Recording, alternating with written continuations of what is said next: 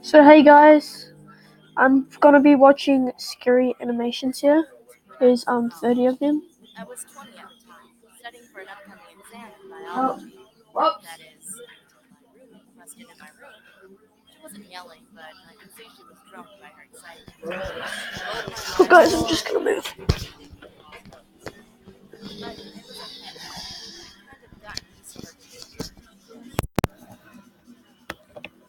So I am a cop. I tried to get back on my reading tracks again, I'm an but I undercover didn't lean cop, back and drunkenly giggled and before I'm going to speaking. be driving a Come on, Shelby Jasmine. Every time I see you, you're 700 always reading a model. book. I sighed before speaking. So good so far. Every time I see you, you smell of alcohol and vomit. She frowned at me. How about this? I'll be quiet all week if you come to this party tomorrow at 8. I wanted to say no, but then I thought about it. I mean, I do always work really hard. Besides, No, march don't in like this for the whole week? There's Sounds too good, I thought to myself. So I nodded and continued to read. We got ready. I hadn't dressed up in ages, so I was kind of excited. The party was loud, filled with drunk people making out, bumping, and dancing. The party was hosted in a basement-like setting, only it was much bigger and had a lot of space. Sorry about the noise, I'm guys. not going It's to just lie, my I did have friend. a few drinks. He's I making wasn't another drunk, YouTube but I video. was definitely tipsy. So, as my view became tilted, this guy comes out of nowhere and has small talk with me. He was fairly attractive. He didn't seem drunk. We met and exchanged names. From what I remember, he had red dyed hair and blue eyes. He was white and about 6 feet. His name was Luke. We laughed and talked about topics like studying and books and that kind of thing. The talking went on for about a half an hour. He then said, "Hey, I'm going to get another drink. Want anything?" And I said, "Why not? I mean, I'm having fun." So later on, he came back with drinks. And the next thing I remember, we were making out in the corner of the party room.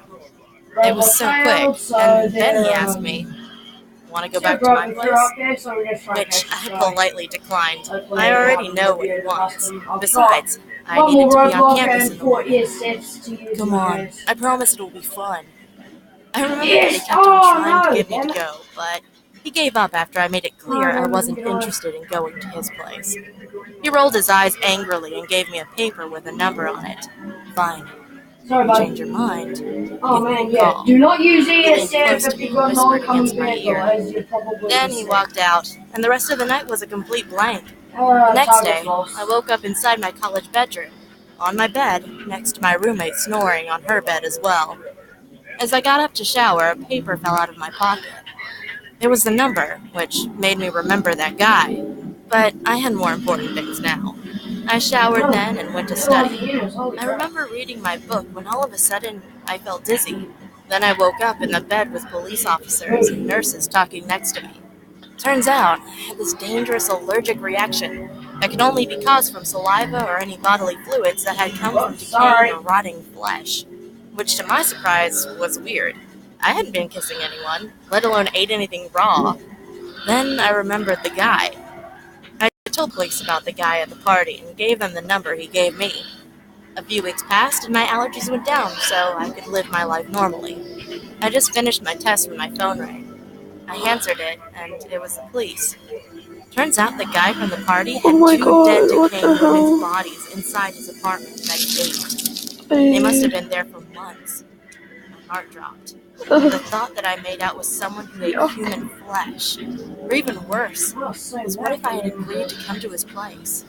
I may have been one of those bodies. Oh. When I was in the 7th grade, I heard about astral projection for the first time and thought the idea seemed pretty cool. Who wouldn't want an out-of-body experience and travel around the Creepy, that world? last one. Anyways, I've been attempting it for several months to no avail. I did doubt it wasn't real and eventually stopped attempting it. Then one day in January, I decided to hit the bed at around 7 p.m. to take a nap, and the next second I began to feel I was being pulled out of my body as a strong vibration feeling overcame me, similar to that body feeling you get from a strong nicotine rush. I then was floating in my room and felt a presence right behind me, but didn't think much of it. It wasn't a good presence, more of a demonic one. Despite there being my family in the home awake, I didn't see anyone there, and only the light that illuminated the stairway was on. Everything also had a blue tint to it, and I could see clearly in the dark.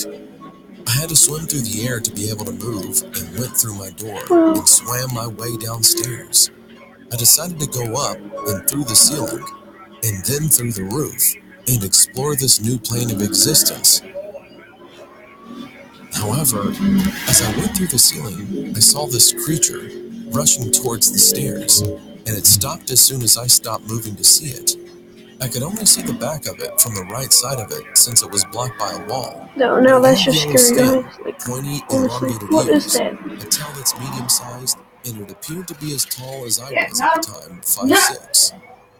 I stared at it for a few seconds, frozen in fear, and before I knew it, I was awake, back in my bed. I looked at my clock and several minutes had passed by. I don't know what to think of that, but it was an interesting experience. No, that's just scary. Oh no. When I was 8 years old, I didn't have any friends. There we go. My mom wouldn't allow me to play outside with the other kids in our neighborhood. I was always alone. The only playmates I had were my cousins and my brother, but it took where they 3 hours going? and 25 minutes to get to their houses. One day, my mom let me play outside with the kids in our neighborhood for the first time because she was going somewhere, maybe to work or to run errands. I got my dolls and other toys and was excited to play with the kids outside. When I got there, no one wanted to play with me. The attempt was useless, but then someone approached me. He had puppy eyes and was cute. We quickly became playmates. Even though he was a boy, he would join me for tea parties with my dolls. He also invited me to play with him at his house. But I was confused because his house looked old and abandoned, like it hadn't been cleaned up for almost 12 years. We decided to go play in his garden. When we got there, I puked.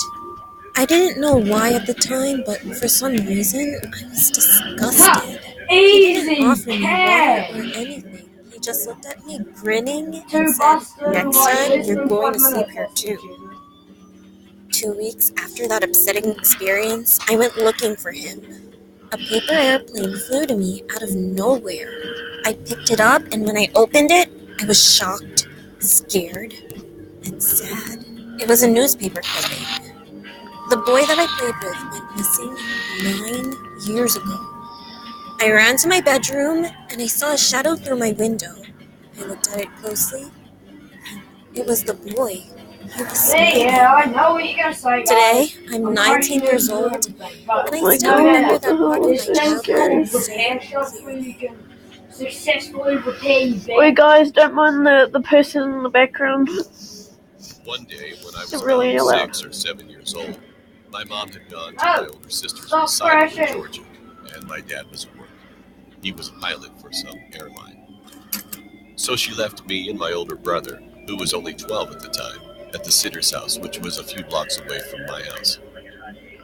My sitter, who I'm gonna call Bev, was 19, and she was pretty much the best kind of sitter to a 6 to 7-year-old boy could ask for. She'd let us play games and stay up watching TV, as long as we didn't bother her while she was on the phone with her boyfriend. Thank you, Dad. We were watching TV, and we could hear something scratching the paneling on the side of the house. Naturally, we Are you knew it dad's here on was a the stray clock? animal, so we continued watching TV. Lolly, your dad's here on About the 30 clock. minutes to an hour later, Yeah, I know. Dad ran into the living room and locked the front door. He's probably getting wood or something. We were curious as to what she was doing. Me and my brother, being kids, got scared and started crying. Then Bev said everything would be okay. It was Guys, just a peeping Tom. my screen So she took us through upstairs the fire and we limit's went gonna to her stop in parents' like room 20 with the seconds, Nintendo so and some snacks. yeah. She said stay put and not to touch anything we didn't bring into the room. Not a minute later after she walked out of the room, we heard a loud crash and glass So, shattering in bye the room below us. guys. subscribe, leave a notification bell. Bye.